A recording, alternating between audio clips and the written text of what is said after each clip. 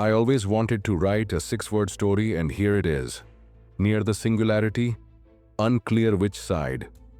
अब ज़्यादा लोगों के लिए ये ट्वीट शायद वो ट्वीट ना हो जो इंटरनेट को गरमा दे, लेकिन हम एआई स्पेस में इसे बहुत प्रोफाउंड समझते हैं, क्योंकि पहला, वो आर्टिफिशियल इंटेलिजेंस के लीडिंग लैब के सीईओ हैं, और दूसरा, सिंगुलैरिटी एक बहुत ही इंपॉर्टेंट कॉन्सेप्ट है जो हमें समझना बहुत ज़रूरी है। और जब ये हो जाएगी तो चीज़ें हमेशा के लिए चेंज हो जाएंगी। सिंगुलैरिटी क्या है?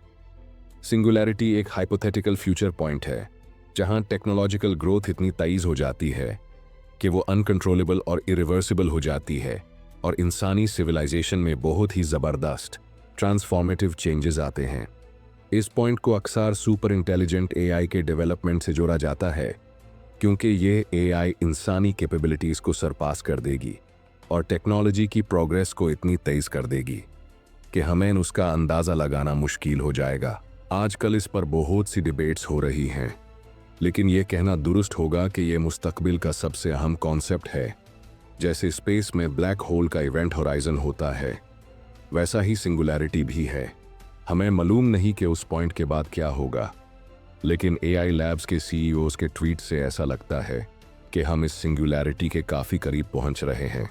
रे कुर्ज़वेल, एक फ्यूचरिस्ट और कंप्यूटर साइंटिस्ट, कहते हैं कि 2045 तक हम सिंगुलैरिटी पहुंच जाएंगे जब हमारी इंटेलिजेंस मिलियन टाइम्स मल्टीप्लाई हो चुकी होगी।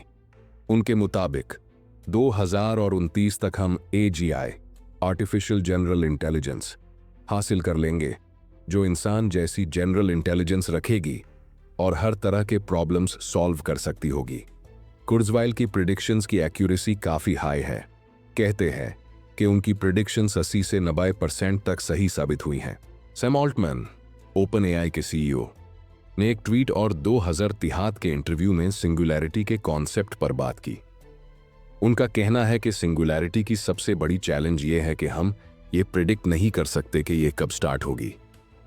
अगर एक सुपर इंटेलिजेंट एआई अचानक इंसानी सोच से परे काम करने लगे तो शायद वो ही सिंगुलैरिटी का मोमेंट हो। ऑल्टमैन का मानना है कि एआई का स्लो और कंट्रोल्ड डेवलपमेंट सोसाइटी के लिए ज़्यादा सेफ है। रैपिड चेंजेस डिसरप्ट कर सकते हैं, इसलिए एआई को धीरे धीरे अडेप्ट करना ज़रूरी है। अगर हम एक 2 एक्सिस मैट्रिक्स इमेजिन करें जहां एक एक्सिस पर शॉर्ट और लॉन्ग टाइमलाइंस और दूसरी पर स्लो और फास्ट टेक ऑफ हो, तो सबसे safe approach short timeline plus slow take off है। इसका मतलब ये है कि एजीआई जल्दी डेवलप हो, लेकिन धीरे धीरे रोल आउट किया जाए ताकि हर नई कैपेबिलिटी को समझने और उसके रिस्क्स मैनेज करने का वक्त मिले।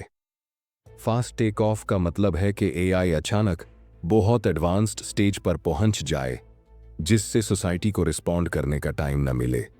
ये डेंजरस है, क्योंकि जॉब्स, इंडस्ट्रीज और हत्ता के गवर्नेंस फ्रेमवर्क्स अचानक फेल हो सकते हैं।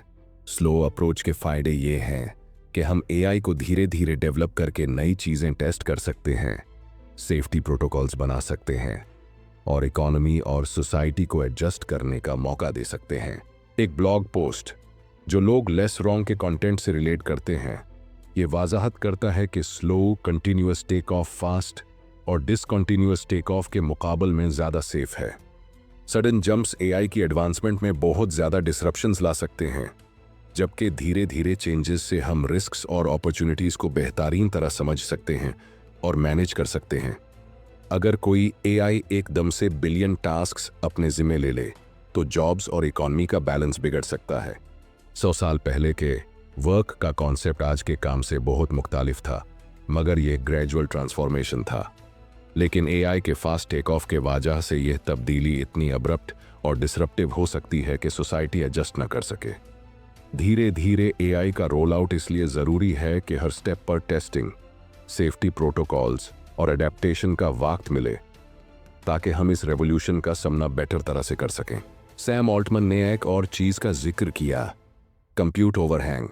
अगर किसी के पास ट्रिलियंस ऑफ डॉलर्स वर्थ का कंप्यूट हो तो बहुत एडवांस्ड एआई मॉडल्स एकदम ट्रेन किए जा सकते हैं, जिससे बहुत तेज़ी से ब्रेक थ्रूज हो सकते हैं। ये ही वजह है कि प्लानिंग और ग्रेजुअल प्रोग्रेस बड़ी इंपॉर्टेंट हो जाते हैं, क्योंकि अगर आप अचानक $10 मिलियन की ट्रेनिंग से $1 बिलियन की ट्रेनिंग सेटअप पर जंप करें तो नई कैपेबिलिटीज से सोसाइटी को हैंडल करना मुश्किल हो जाएगा। धीरे धीरे एआई का रोल आउट इसलिए ज़रूरी है कि हर स्टेप पर टेस्टिंग, सेफ्टी प्रोटोकॉल्स और एडेप्टेशन का वक्त मिले ताकि हम इस रेवोल्यूशन का सामना बेटर तरह से कर सकें। सैम ऑल्टमन ने एक ट्वीट में ये पॉइंट उठाया कि हो सकता है हम एक सिमुलेशन में हों। ये आइडिया निक बोस्ट्रम की फिलॉसफी से आया है। सिमुलेशन हाइपोथेसिस का कॉन्सेप्ट काफ़ी इंट्रीगिंग है, जिसमें यह कहा गया है कि अगर एक एडवांस्ड सिविलाइजेशन अपने एंसेस्टर्स के सिमुलेशंस बना सकती हो तो हम भी उन्हीं सिमुलेशंस का हिस्सा हो सकते हैं। अगर हम सिमुलेशन में हैं तो हर चीज़ जो हम देखते हैं जैसे टेक्नोलॉजी और एआई, वो भी सिमुलेशन का हिस्सा हो सकती है। ये आइडिया ज़्यादा एक्सप्लोर हो रहा है क्योंकि टेक्नोलॉजी की रैपिड ग्रोथ ने इसको प्लॉजिबल बनाया है।